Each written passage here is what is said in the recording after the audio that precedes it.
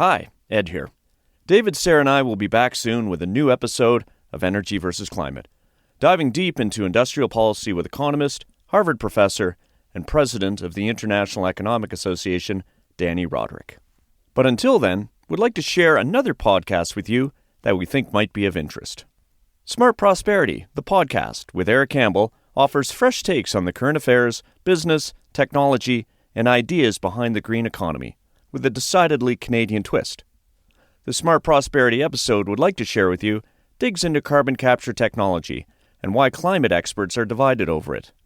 I was lucky enough to be Eric's guest on the episode, along with Susanna Pierce, president of Shell Canada, and Christina Hoika, Canada Research Chair in Urban Planning for Climate Change at the University of Victoria. I think fans of EVC's own carbon capture episode with Stanford's Sally Benson from Season 2 will find this episode builds on our discussion. On the whole, Smart Prosperity, the podcast, covers similar topics to us here at Energy versus Climate, while offering a different perspective, one we hope listeners will find interesting and enlightening. Find it and subscribe wherever you listen. Now on to the show.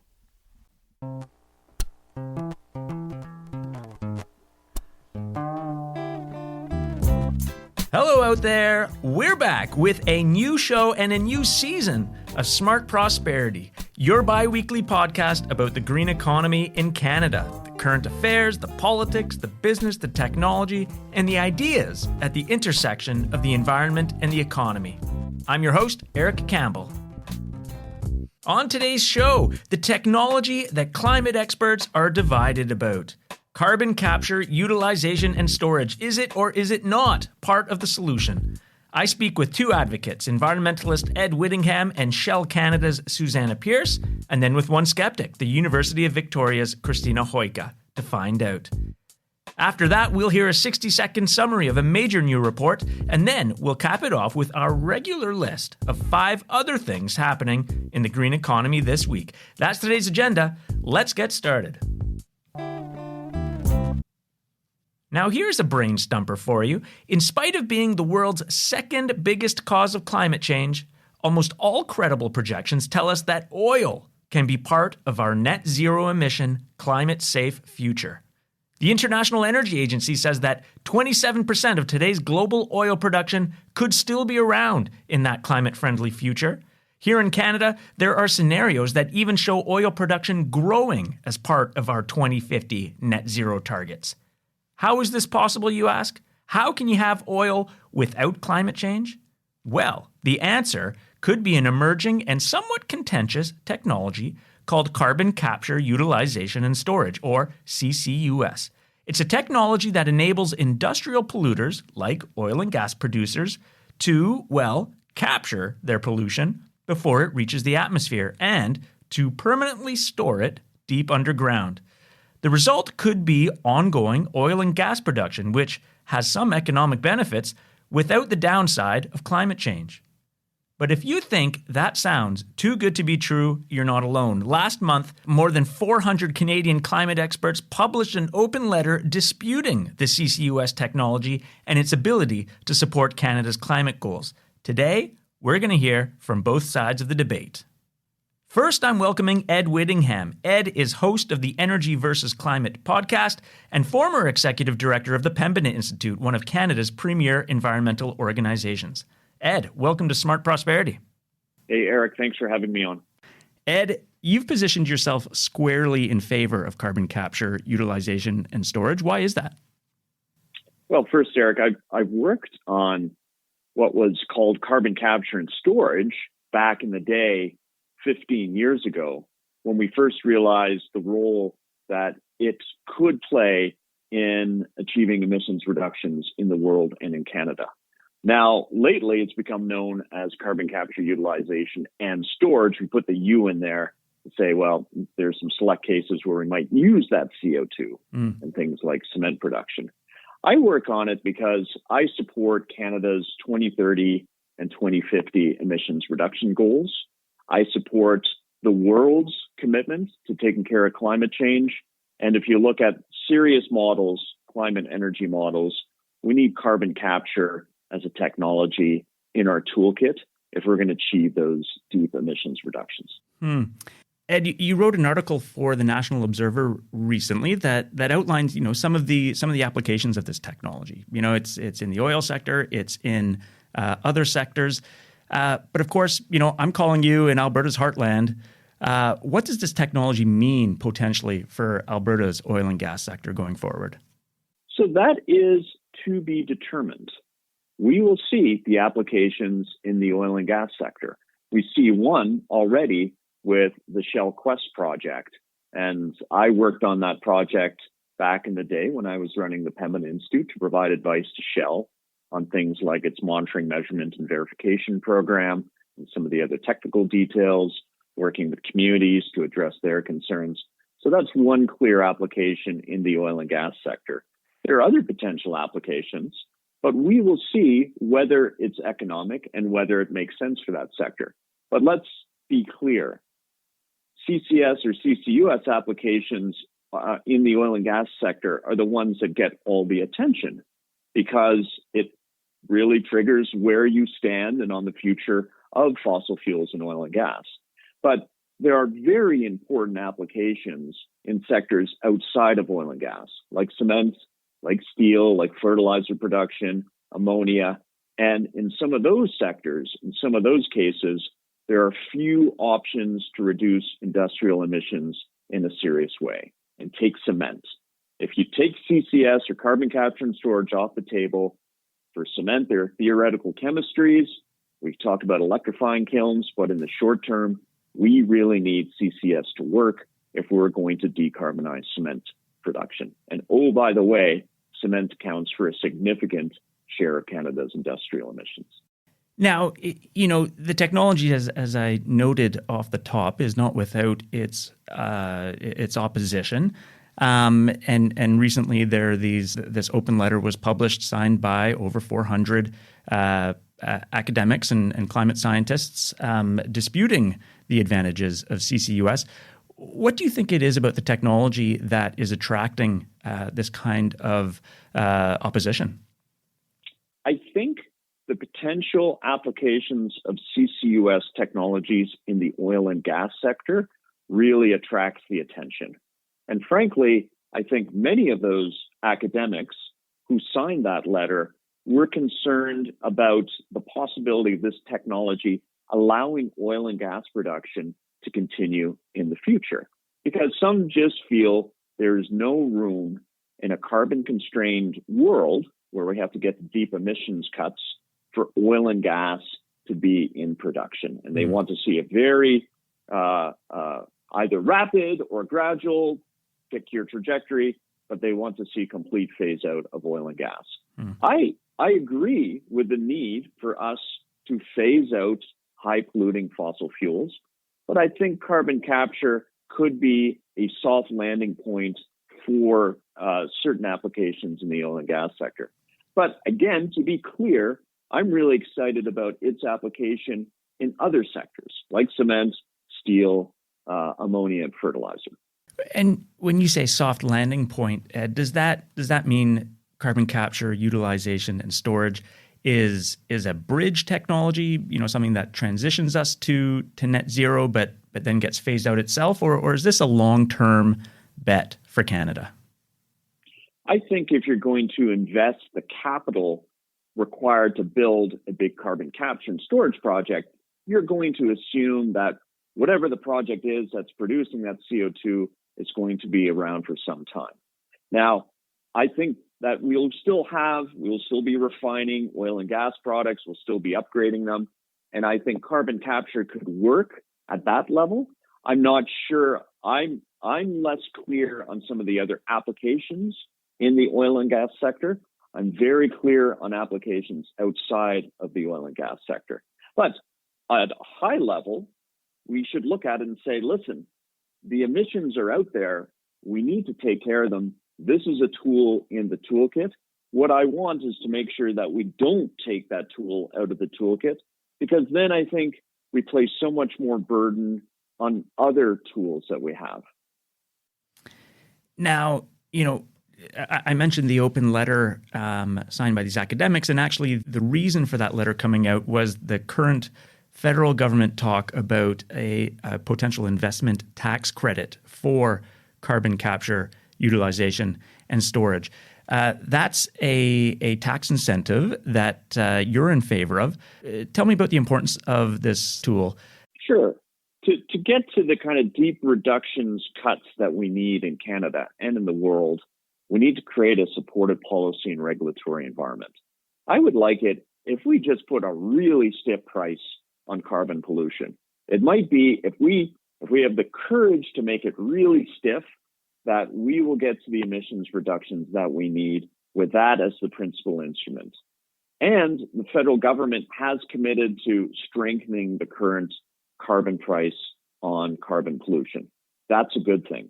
But I think we also need tools, or else we're looking at not just a $170 carbon price, we're looking at a $400 carbon price.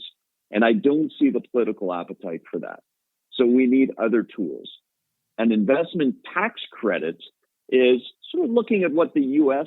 is doing. And the U.S. is really using its tax system to drive environmental outcomes. It's not putting a price on carbon pollution in most cases. What it's doing is working on the carrots. I think we need the sticks and the carrots. But in Canada, we've been lacking a very important carrot for carbon capture and associated technologies like direct air capture. And that is something that gives companies an added incentive to build these very expensive projects.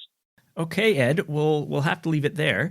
But appreciate you coming in and sharing that take on CCUS. Hey, Eric, it's a pleasure to be on your podcast. Thanks very much. That's Ed Whittingham from the Energy versus Climate podcast. I reached him at his home office in Calgary.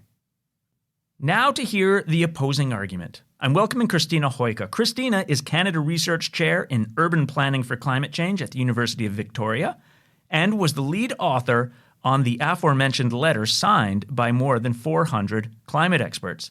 Christina, thanks for being on the show. Thanks. It's nice to be here. Christina, now we've just heard an argument in favor of carbon capture, utilization, and storage as a technology. You have some concerns about this technology. What are those concerns? Well, the main concerns that we expressed in the letter around the technology is in its application to being used for fossil fuel extraction in order to continue fossil fuel extraction. So in that case, for example, it's minimizing the emissions from the extraction, but the product itself is a fossil fuel, which contributes to climate change. And the concern there is really that in the world that we're in, the science says that we need to limit our warming to 1.5 degrees Celsius. And that means that we need to basically have emissions by 2030. In the case of Canada, we need to reduce our emissions from 2005 levels by 40 to 45% by 2030, which is now only 8 years away. And to me, I don't see how that lines up with having continued, expansion of oil sands and fossil fuel production. So the issue appears to be one between what we refer to as Scope 1, Scope 2 versus Scope 3 emissions. So carbon capture and storage, I think you're pointing out, can help reduce emissions from Scope 1 and Scope 2. But if this technology is being used by oil and gas producers, we're still producing a product that will release emissions over time. Is that right? That's part of it. That's definitely right. And so, for example, if the rest of the world reduces their use of fossil fuel emissions, what happens to our economy? That's really relying on exporting something that the world doesn't need as much of. But the other part of it is that, we have only so much in terms of resources and attention to go towards different pathways that we can take. And I'm concerned here that the pathway that we're taking, for one, is really focused on a 2050 target rather than on a 2030 target. And also that we're putting a lot of resources in terms of policy instruments, attention towards a technology that can't help us get to the 2030 target, while we have a lot of other technologies that are market ready, that are scalable, that are cheaper, that deserve to have that policy attention and those policy instruments to help them scale. So, for example, the International Energy Agency has pointed out that there are 38 technologies on the market right now that are scalable, that are affordable, but they're not getting the policy support that they need to scale rapidly. And they could scale quite rapidly with that support. And some examples are renewable energy, which are now the cheapest energy source, or else also electric vehicles is another one. They're scaling, but we could scale them much more rapidly if we had a lot more attention and resources on them. I see. So it becomes an issue of allocation of scarce government resources. And of course, the main focus of the letter that you coordinated, which was signed by over 400 climate experts, the main focus of that letter was a proposed investment tax credit, so a government policy tool that would allocate some resources towards boosting this technology. So let's talk about that policy tool a little bit. Tell me why you think that's become a flashpoint in the debate around carbon capture and storage. There's a lot of concerns here. And again, I'll speak to the letter because I can't speak for every individual academic who signed it. The concerns of the letter are, for one, that carbon capture and storage technology so far hasn't worked as planned or as it's been purported to work. And so for one thing, if we give a tax credit to a technology that doesn't actually meet those emissions reductions, that's a really big concern right there. Another, and that means that we're, again, not putting, it's distracting from different forms of mitigation options that really could help us deliver those emissions reductions. So that's one really big concern. Another really big concern is that it's being applied to a sector that has historically received a lot of subsidies. In the negotiations at the Conference of the Parties in Glasgow last November, there was a focus on inefficient fossil fuel subsidies and the removal of them. And Canada also made pledges to remove fossil fuel subsidies and also to help phase out the fossil fuel sector. And so I think it's also a flashpoint because we haven't seen the plans yet around phase out. And also because the tax credit could be viewed as a subsidy to the fossil fuel sector. One of the other concerns that we raised was that Section 45Q, a similar tax credit that was implemented in the US, really ended up benefiting oil companies. And what analysis found was that it could result in an additional 400,000 barrels per day of carbon dioxide enhanced oil production in the US by 2035. And so this would significantly increase emissions. Another concern that was found was that companies were claiming credits for unverified tons of carbon capture is happening under Section 45Q. So these are the types of things that we would really like to avoid have happen in Canada because the way that it was implemented in the US did not, in fact, address climate change. Okay. So, Christina, in the letter, you do allow that, okay, this tax credit might go ahead. And in that case, you stipulate these conditions under which, all these signatories believe that that this tax credit should abide by. One of those is that this should not be going to oil and gas projects. What are some of the other key conditions that you're putting on the use of an investment tax credit for carbon capture and utilization storage? Yeah, there's a few conditions that the letter puts on it. And so one of those conditions is, as you said, not allowing it to go towards oil and gas projects, including fossil fuel or blue hydrogen. We're saying that those should not be eligible for the credit. We're also saying that enhanced oil recovery projects should not be eligible for the tax credit. Only permanent storage projects should be considered. But we're also saying that it should really only be applied to sectors for which there are no other decarbonization options. And I think in particular for sectors where the main product is not a fossil fuel or is the main product itself will not become a scope 3 emission. And so that's a really important piece of this. We're also saying that it should be contingent on the development of independent monitoring, reporting, verification, and enforcement requirements. Okay.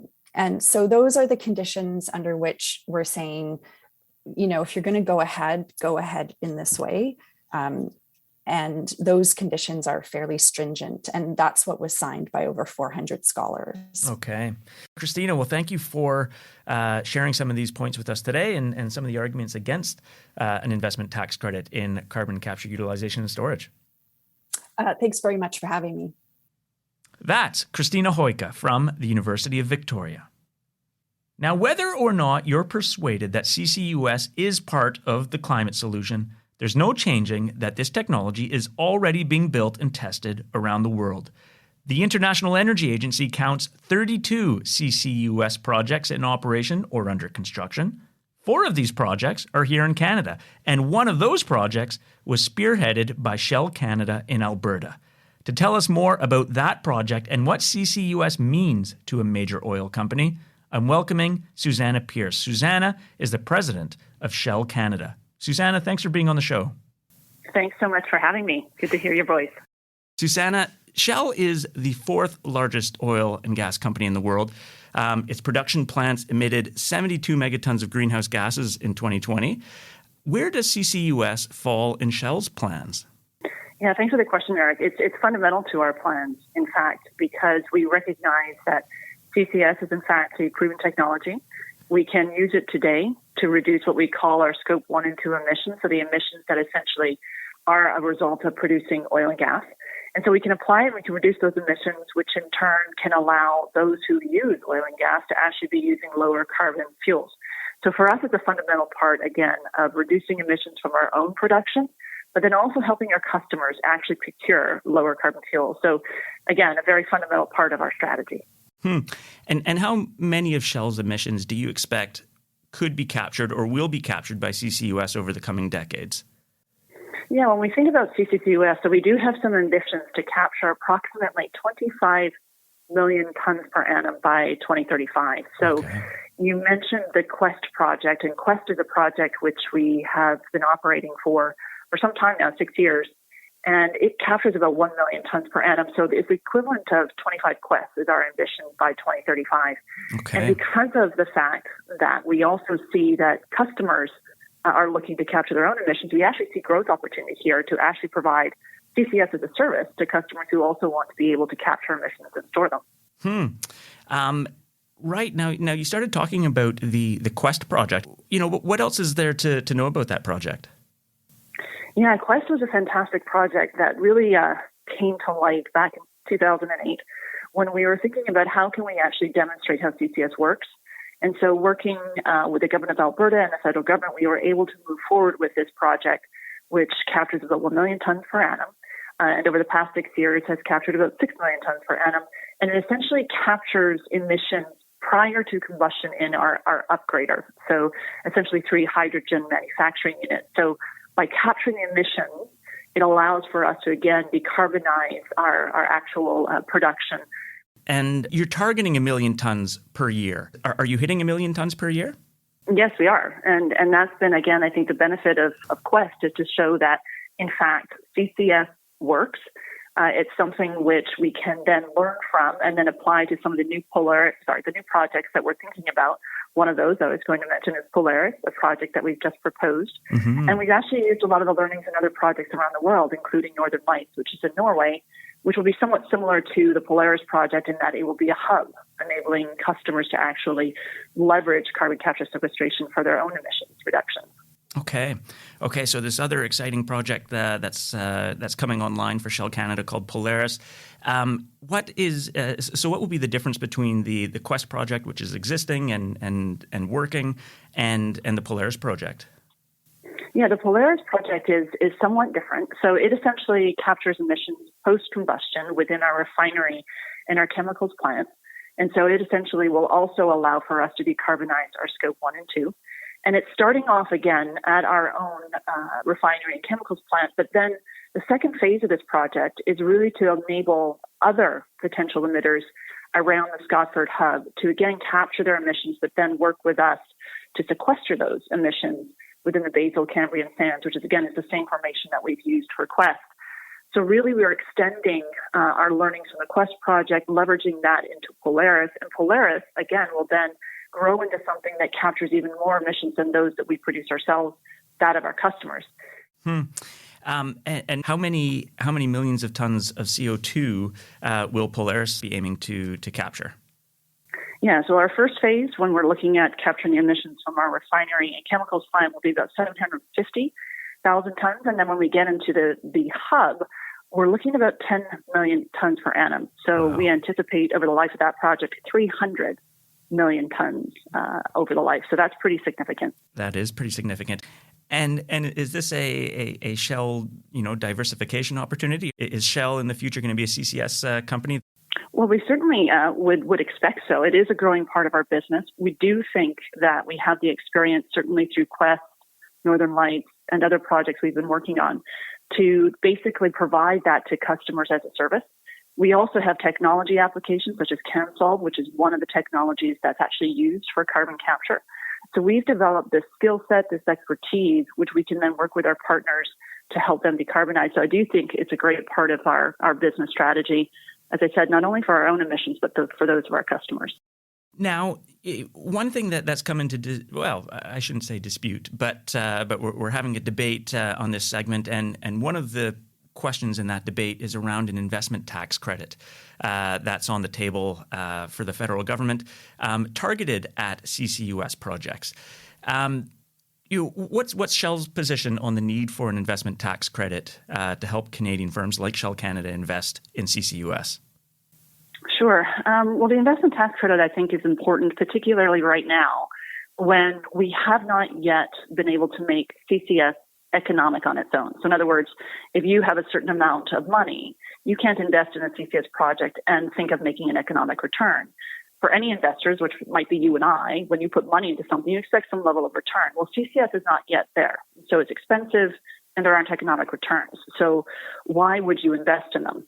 So what an investment tax credit can do is it can increase the potential for these CCS projects to actually become economic. So if I have a choice between two investments and CCS now looks more economic, I might actually make that investment knowing that in time carbon prices will go up to 170, knowing that in time we'll have a clean fuel standard which will enable us to decarbonize fuels and potentially generate a credit. But those carbon prices and clean fuels regulations in time are not today. So an investment tax credit reduces risks, increases the potential that we can see CCS as at least an investment that can make some degree of return, and we will actually accelerate that investment decision. That's what it's all about. And it's also about, again, as investors, you have a choice of where to invest. And if we look at other parts of the world where there are potentially conditions which might return faster, a return on that investment, you may go there and say, here. And my whole mandate as the President of Shell Canada is to drive as much investment as possible in Canada, and ITC can help do that for CCS.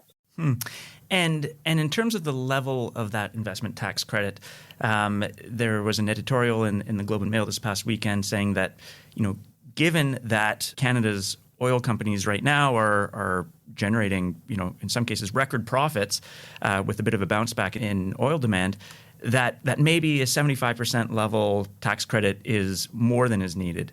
How do you react to that?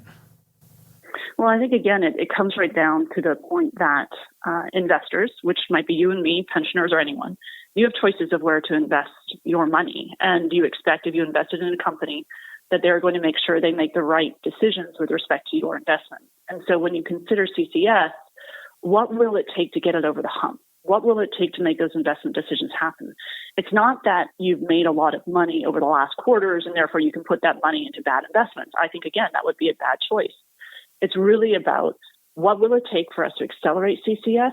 If an investment tax credit needs to be at a certain level to do that, we ought to be looking at that because that will help make that investment investable. Okay. Susanna, thank you for this additional background. And, I wish you all the best of luck on your way to 25 million tons of carbon being captured. It sounds like these two projects are certainly a big step in the right direction. Yes, they certainly are. And thanks so much for your time, Eric. That's Susanna Pierce, president of Shell Canada. What do you think? Is carbon capture, utilization, and storage a climate solution? Is it one that government should be supporting through something like an investment tax credit? Add your opinion to the conversation. Smart Prosperity Institute's social media threads on Twitter and Facebook are now open. And if you prefer to learn more, we have links and resources at this episode's webpage at podcast.smartprosperity.ca.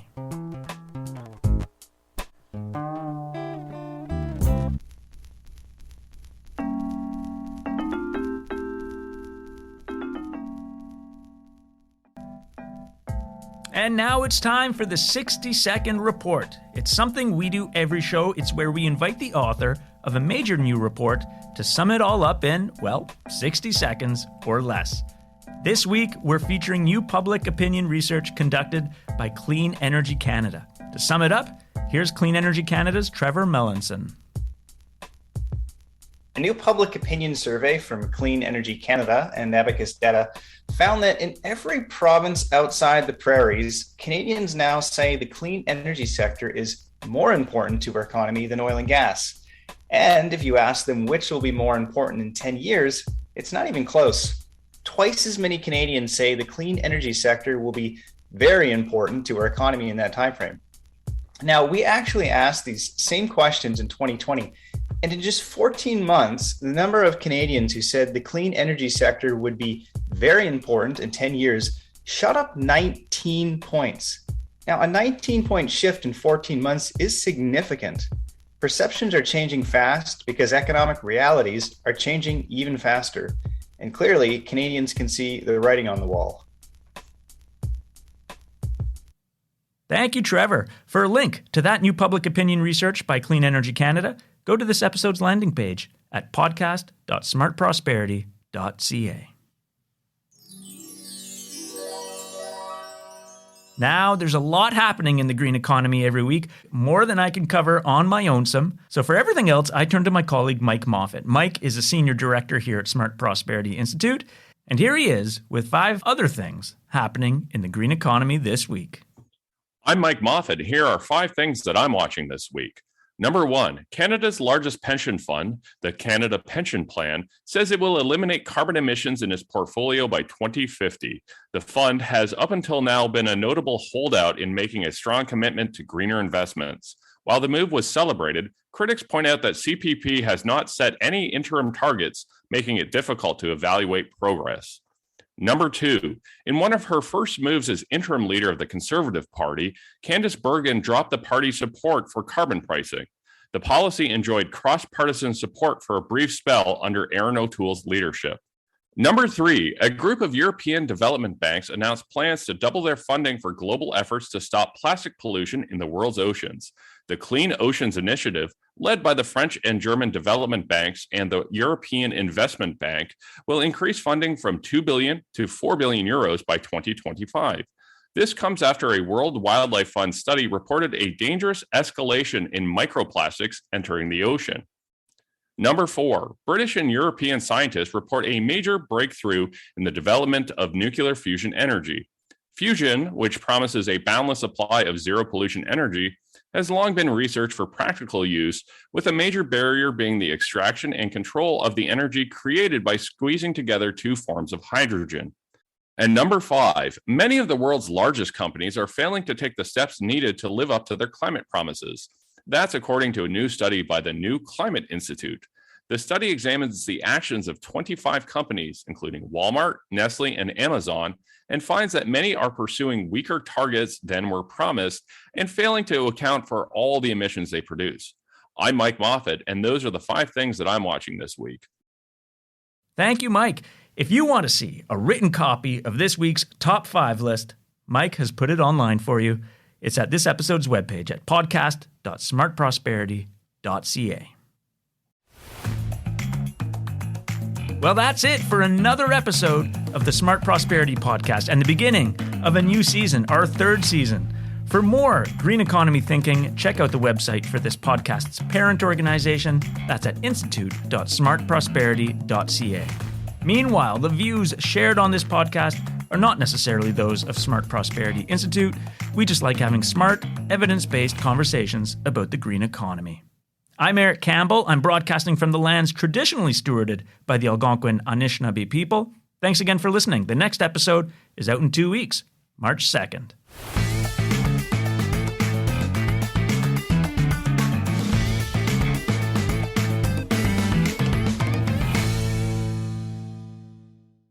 Thanks for listening to this special rebroadcast of Smart Prosperity, the podcast, on energy versus climate. We'll be back next week with a new episode looking into industrial policy in the energy transition. Until then, if you'd like to support our show or subscribe, check out energyversusclimate.com and leave us a review wherever you listen.